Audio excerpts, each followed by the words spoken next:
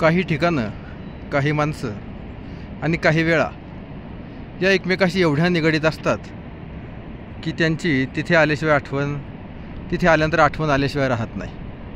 असाच हा एक काळा कातळ. इकडे गंगामाई वाहते, हा गंगानेवरून येणारा रस्ता, आणि इकडच्या बाजूला हा प्रचंड असा पहाड, कुठे कोसळलेला, कुठे तग धरून राहिलेला प्रचंड.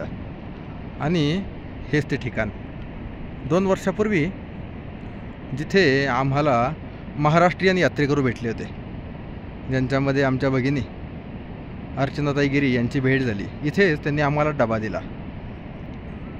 नंतर अनेकदा भेट होते, पण हिमालयामध्ये झालेली ही भेट विशेष संस्मरणीय.